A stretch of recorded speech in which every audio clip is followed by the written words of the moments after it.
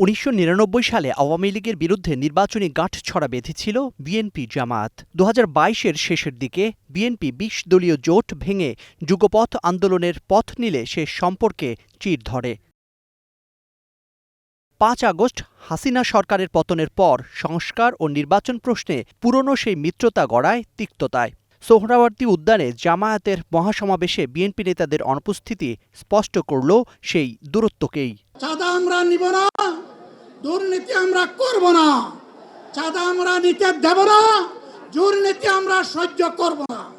একই দিনে জুলাই আন্দোলনে বেসরকারি বিশ্ববিদ্যালয়ের শিক্ষক ও শিক্ষার্থীদের অবদান ও শহীদদের নিয়ে এক স্মরণসভায় ভার্চুয়ালি যোগ দেন বিএনপির ভারপ্রাপ্ত চেয়ারম্যান তারেক রহমান।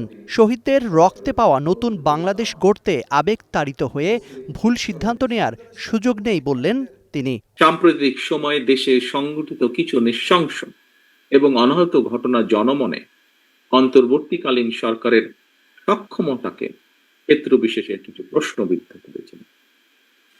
তবে অন্তর্বর্তীকালীন সরকারের কোনো একটি অংশের সহায়তায় কেউ কেউ কি দেশে উদ্দেশ্যমূলক পরিস্থিতি তৈরি করতে চাইছে কি না, সোশ্যাল মিডিয়া সহ বিভিন্ন জায়গায় মানুষের কথা শুনলে বোঝা যায় এই বিষয়টিও জনমনে জিজ্ঞাসা রয়েছে।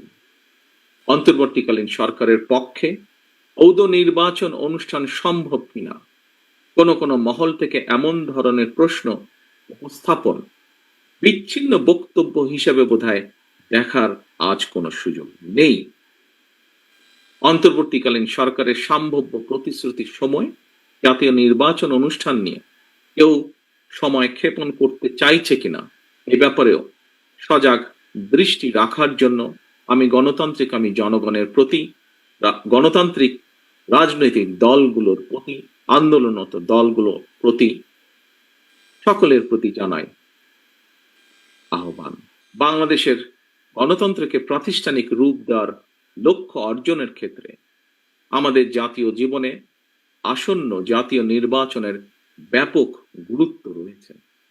সুতরাং আপনাদের, আমাদের সকলের কোনো আবেগ তাড়িত কিংবা ভুল সিদ্ধান্তের কারণে রাষ্ট্র রাজনীতিতে ভবিষ্যতে আর যাতে কোনো চরমপন্থা কিংবা ফ্যাসিবাদ পুনর্বাসিত হওয়ার সুযোগ না পায় সে ব্যাপারে আপনাদেরকে তথা সমগ্র দেশবাসীকে সতর্ক এবং দায়িত্বশীল ভূমিকা পালন করতে হবে। এর আগে জাতীয় প্রেসক্লাবে গণতন্ত্র মঞ্চের আলোচনায় অংশ নিয়ে বিএনপি মহাসচিব বলেন, মুক্তিযুদ্ধই শেষ কথা, ৭১ প্রশ্নে ছাড় দেওয়ার কোনো সুযোগ নেই।